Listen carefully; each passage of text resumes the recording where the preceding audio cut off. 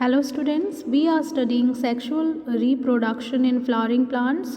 In the previous video, we studied how the plants produce male gamete and female gamete so that they can produce the offsprings by the means of sexual reproduction, and we saw that the male gametes are formed in the male reproductive organ, that is a stamen, and the female gamete is formed in the female reproductive organ that is the carpel, and both these organs are the parts of the flowers.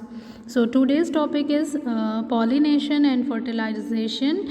Now we will see how the male and female gametes fuse together and produce the zygote, and we will see how this occurs. Okay, so let's get started. So because we are studying reproduction, क्योंकि हम लोग reproduction के बारे में पढ़ रहे हैं, तो you know very well that the goal of every living organism including plants is to create offspring for the next generation, and you know that जितने भी लिविंग ऑर्गेनिजम्स होते हैं उनका एक गोल होता है to create offspring for the next generation, और that's why they perform reproduction. और one of the way that plant can produce offspring is by making seed. जैसे सारे ऑर्गेनिजम्स न्यू ऑर्गेनिजम्स को प्रोड्यूस करते हैं so that their species must not be extinct from the earth, इसी तरीके से plants भी रिप्रोडक्शन करते हैं, और उसमें से एक तरीका है बाय प्रोड्यूसिंग सीड. नए प्लांट्स को प्रोड्यूस करने का एक तरीका ये भी है कि वो सीड के थ्रू क्या कर सकते हैं, रिप्रोडक्शन कर सकते हैं. और बाई सीड जब प्लांट रिप्रोडक्शन करते हैं तो हमें उन्हें सेक्सुअल रिप्रोडक्शन कहते हैं. और सीड्स में वो सारी जेनेटिक इन्फॉर्मेशन होती है जिससे कि एक नया पौधा बन सकता है. And flowers are the tools that plant use to make their seeds. Now we discussed that there are different parts of flower: stamen, carpel, sepal and petal. And petal are colorful. Stamens are the male reproductive organ which produce male gamete. Carpel is the female reproductive organ which produce female gamete. You can see the structure of a stamen and the carpel. We saw that the stamen has two parts, anther and filament, and this is the anther in which the male gametes are formed inside the pollen grain. और carpel में हमने देखा था कि 3 parts होते हैं, stigma, style and ovary, और ovary के अंदर ओव्यूल्स होते हैं, ओव्यूल के अंदर फीमेल गैमेट बनता है. This was the process. We saw that कि एंथर के अंदर कैसे जो है वो मेल गैमेट्स बनते हैं, और मेल गैमेट्स जो होते हैं वो पॉलन ग्रेन के अंदर पाए जाते हैं. और हर पॉलन ग्रेन के अंदर 2 स्पर्म सेल्स होते हैं, 2 मेल गैमेट होते हैं. जब पॉलन ग्रेन मैच्योर हो जाते हैं, बनकर तैयार हो जाते हैं, तो एंथर जो होता है वो ओपन अप हो जाता है, एक्सपोज हो जाता है. और ऐसा ही आपने देखा था कि कार्पेल के अंदर जो ओव्यूल्स होते हैं उनके अंदर फीमेल गैमेट बनता है एम्ब्रियो सैक के अंदर. और एम्ब्रियो सैक के अंदर सिर्फ फीमेल गैमेट नहीं होता है बल्कि उसके अलावा भी कई सारी सेल्स होती हैं. We saw that the female gamete is located towards the micropylar end, और उसके beside में 2 cells होती हैं, synergids. okay, as you can see in this diagram. and centre में एक सेल होती है जिसको हम सेंट्रल सेल बोलते हैं, और उस सेंट्रल सेल में 2 पोलर न्यूक्लियाई होते हैं. We saw that. और माइक्रोपाइलर एंड के अपोजिट एंड को हम कैलेजल एंड बोलते हैं, और वहाँ पर 3 सेल्स होती हैं जिन्हें हम एंटीपोडल्स कहते हैं. माइक्रोपाइल वो ओपनिंग होती है जिसके थ्रू मेल गैमेट जो है वो एग के पास तक पहुंचता है. एक बात आपको याद रखनी है कि जो सेंट्रल सेल है इट हैज़ 2 न्यूक्लियाई. इसमें 2 न्यूक्लियाई होते हैं जिनको हम पोलर न्यूक्लियाई बोलते हैं. So when the gametes are formed when the gametes are ready and mature, so they need to be fused. अगर gametes बन चुके हैं तो उनका फ्यूज़न होगा इस सेक्सुअल रिप्रोडक्शन में. तो फ्यूज़न के लिए male and female gamete must reach near to each other. तो मेल और फीमेल गैमेट को एक दूसरे के नियर जाना पड़ेगा फॉर द फ्यूज़न. तो उसके लिए जो प्रोसेस होता है फ्लावरिंग प्लांट्स में, उसे हम बोलते हैं पॉलिनेशन. ठीक है, आप जानते हैं एंथर के अंदर मेल गैमेट बना हुआ है और कार्पेल के ओवरी के अंदर फीमेल गैमेट बना हुआ है. So there must be something so that the male gamete will reach towards the female gamete. तो यहाँ पर होता क्या है कि मेल गैमेट जो होता है वो फीमेल गैमेट तक पहुँचता है. So how do they reach by the process of pollination. Pollination का मतलब होता है transfer of pollens from anther to stigma so that the fertilisation can take place. Anther से पॉलन का ट्रांसफ़र होना कहाँ तक, स्टिग्मा तक, इसी को हम पॉलिनेशन बोलते हैं. और ये दो तरीके का हो सकता है, self and cross pollination. Self and cross pollination समझने के लिए आपको ये पता होना चाहिए कि जो टाइप्स ऑफ फ्लावर होते हैं वो कितने टाइप के होते हैं. In the previous video, we studied that flowers are of two types, bisexual flower and unisexual flower. Bisexual flower में क्या होता है कि उसी एक ही फ्लावर में दोनों ही रिप्रोडक्टिव ऑर्गन होते हैं. Like you can see here, mail and female reproductive organ दोनों एक ही फ्लावर में अगर मौजूद हैं तो हम उन्हें बाइसेक्सुअल फ्लावर कहते हैं. और अगर किसी एक फ्लावर में एक ही टाइप का रिप्रोडक्टिव ऑर्गन है तो हम उसको यूनिसेक्सुअल फ्लावर कहेंगे. ये जो फ्लावर है that is the male flower, क्योंकि इसमें सिर्फ स्टेमन है तो हम इसको स्टेमिनेट फ्लावर भी कह सकते हैं. And this flower is the pistillate flower. As you can see it is having only female reproductive organ. And on the basis of the types of flower, the plants can be of two types, monoecious and dioecious. अगर कोई ऐसा पौधा है जिस पर unisexual flowers पाए जाते हैं और दोनों टाइप के यूनिसेक्सुअल फ्लावर पाए जाते हैं, मेल भी और फीमेल भी, तो हम उसको मोनोशियस प्लांट बोलते हैं. और ऐसे प्लांट्स जिन पर जो है वो मेल फ्लावर अलग और फीमेल फ्लावर अलग होता है तो उसे हम डायोशियस प्लांट बोलते हैं. जैसे कि ये एक कंप्लीट पौधा है और इस पर सिर्फ मेल प्लांट लगे हुए हैं, मेल फ्लावर्स लगे हुए हैं. And this is the plant which is having only female flower, और इस पौधे पर सिर्फ फीमेल फ्लावर लगे हुए हैं.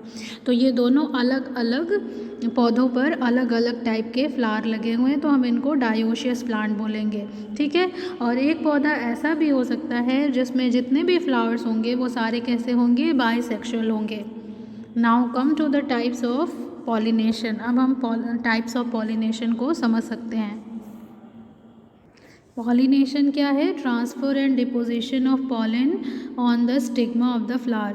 पॉलिनेशन जो है अगर नेचुरली हो रहा है तो हम उसको नेचुरल पॉलिनेशन बोलेंगे. अगर वो आर्टिफिशियल मीन्स के थ्रू हो रहा है, ह्यूमन का इन्वॉल्वमेंट है, तो हम उसे इंड्यूस्ड पॉलिनेशन बोलेंगे. Now we will see the self pollination and cross pollination. Self pollination में क्या होता है, पॉलन ग्रेन जो होता है वो एंथर से स्टिग्मा पर जाता है सेम फ्लावर में.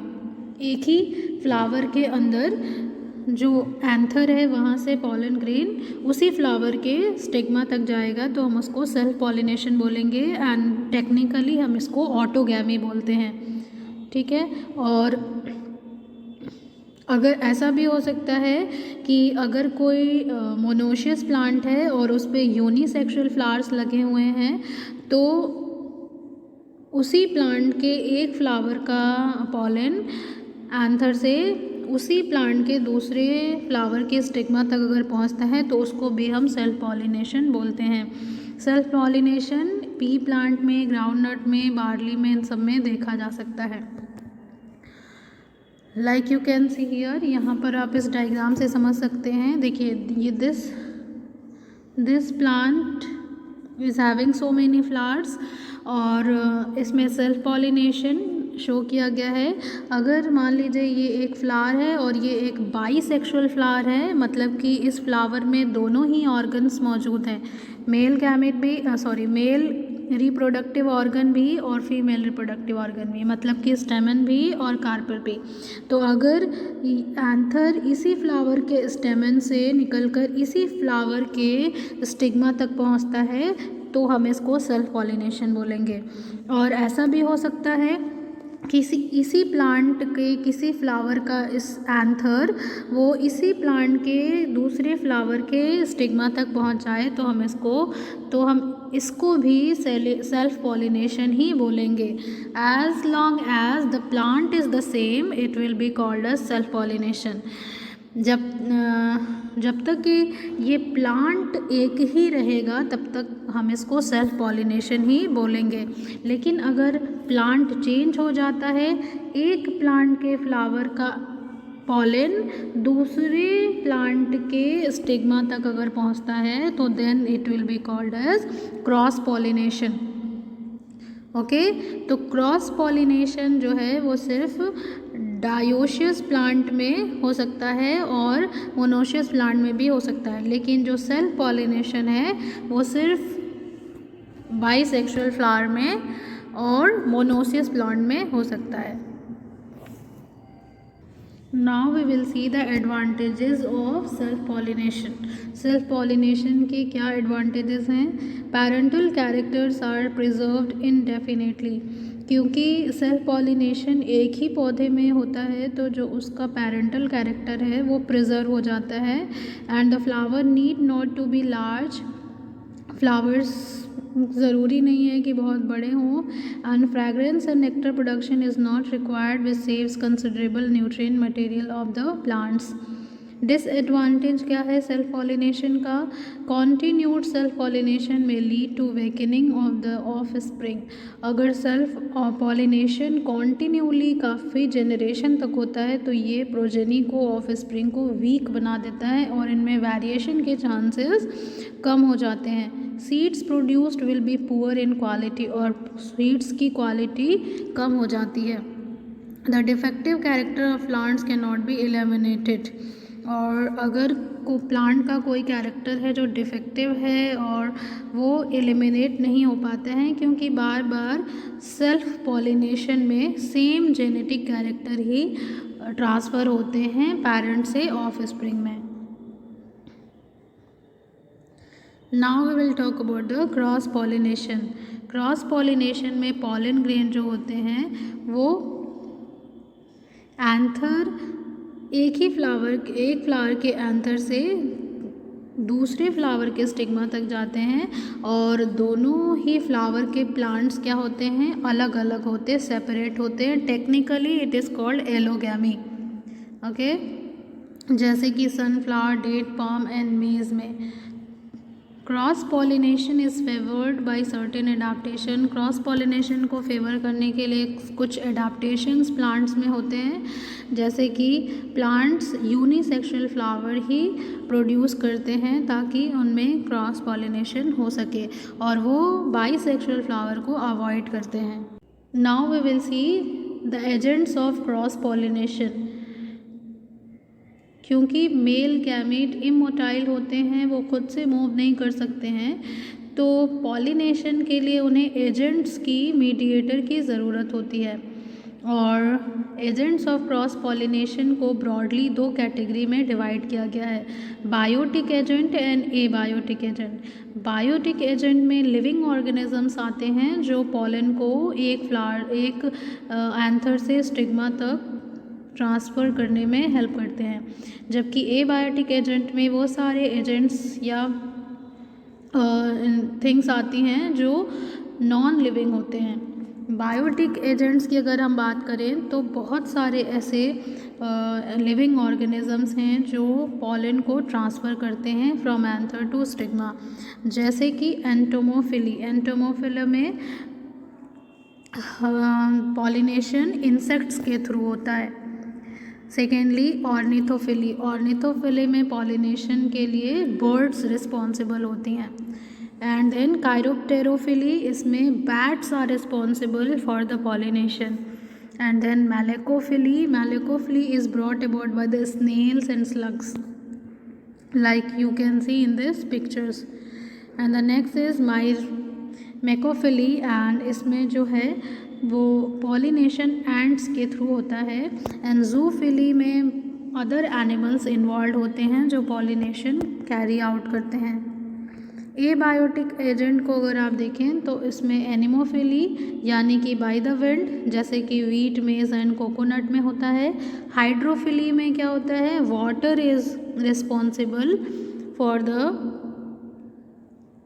Transfer of pollen. And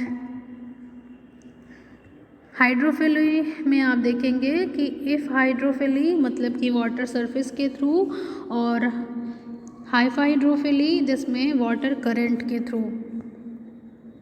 pollination होता है। Now will see the advantages of cross pollination. Cross pollination में क्योंकि जेनेटिक मेकअप इन्हांस होते हैं तो इसलिए जो ऑफ स्प्रिंग है वो ज़्यादा हेल्दियर होते हैं, नई वैरायटीज़ प्रोड्यूस होती है, नए types of cereals can be increased here. Disadvantage में आप देख सकते हैं कि the pollination is not always certain, इसमें सर्टेनिटी थोड़ी कम हो जाती है। Large number of pollens produce करना पड़ता है to ensure the chances of pollination. And if in a crossing a diseased plant get involved, it will give weak offspring. Now after the pollination, the next step is fertilization. Fertilization का meaning आप जानते हैं, fusion of male and female gamete to produce zygote. तो after the deposition of pollen on the stigma, पहला step क्या होता है, pollen tube germination. जैसे ही पॉलन स्टिग्मा पर अपने कॉम्पैटिबल स्टिग्मा तक पहुंचता है तो वो पॉलन जो है वो पॉलन ट्यूब जर्मिनेट करता है।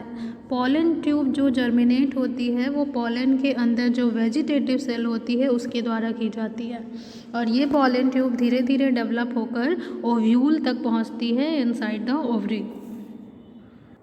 If you remember the structure of pollen grain, तो पॉलन ग्रेन के अंदर दो न्यूक्लियाई होते हैं, और एक को हम जेनरेटिव बोलते हैं और दूसरे को ट्यूब न्यूक्लियस बोलते हैं। ट्यूब न्यूक्लियस जो होता है वो पॉलन ट्यूब बनाने के लिए रिस्पॉन्सिबल होता है। Like you can see in this pollen grain, you can see there is a pollen tube. और ये जो जेनरेटिव सेल होता है, ये जेनरेटिव न्यूक्लियस होता है, वो फर्दर डिवाइड होकर दो स्पर्म न्यूक्लियाई यानी कि मेल गैमेट का न्यूक्लियाई बनाता है। So after the pollen tube germination, when the pollen tube is developed and reaches towards the ovule, what happen? The next step is syngamy. Syngamy में क्या होता है, मेल गैमेट जो है वो मेल स्पर्म न्यूक्लियाई जो है वो फीमेल गैमेट यानी एग के साथ फ्यूज करता है। Like you can see in this diagram,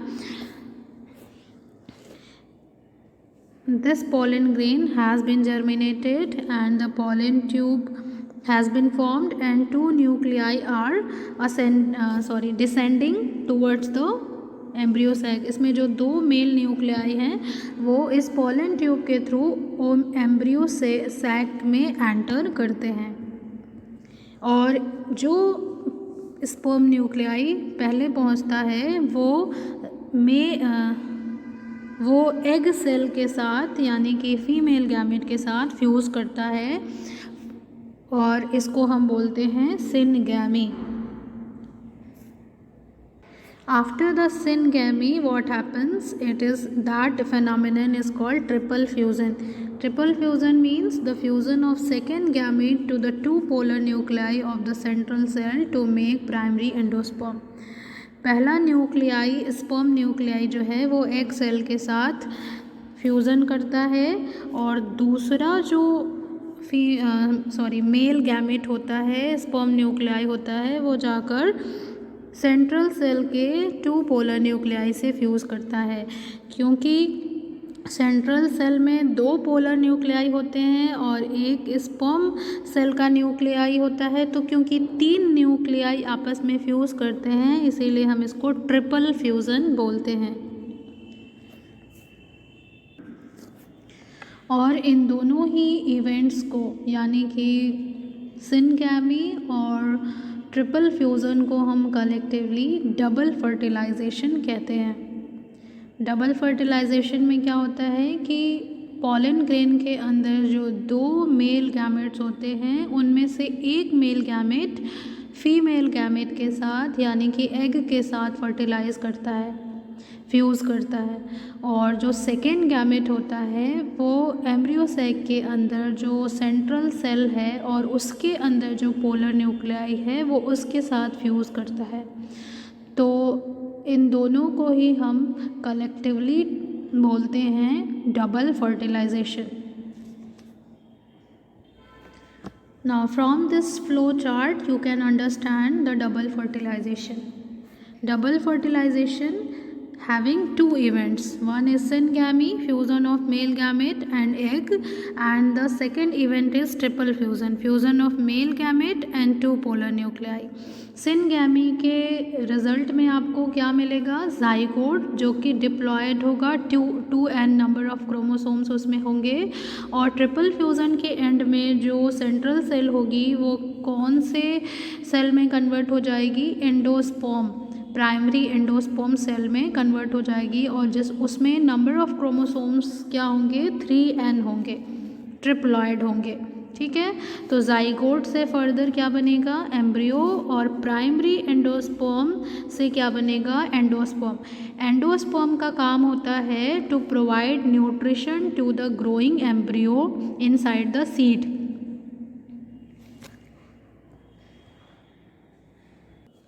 after the fertilisation what happens next? Fertilisation के बाद क्या होता है? जो सेंट्रल सेल होता है वो एंडोस्पर्म में कन्वर्ट हो जाता है, और जाइगोट जो एग जो है वो जाइगोट और जाइगोट एम्ब्रियो में कन्वर्ट हो जाता है, और जो फर्टिलाइज्ड ओव्यूल है that converts into the seed. After the fertilisation the ovule will develop into the seed, okay, and the endosperm which is triploid in number of chromosomes, it will produce nutrition to the embryo inside the seed.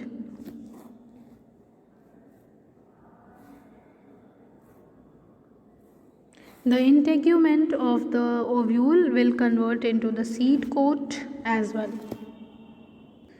After the fertilization the ovule converts into the seed, having the embryo for the development of the new plant, and the ovary around the ovule will convert into the fruit.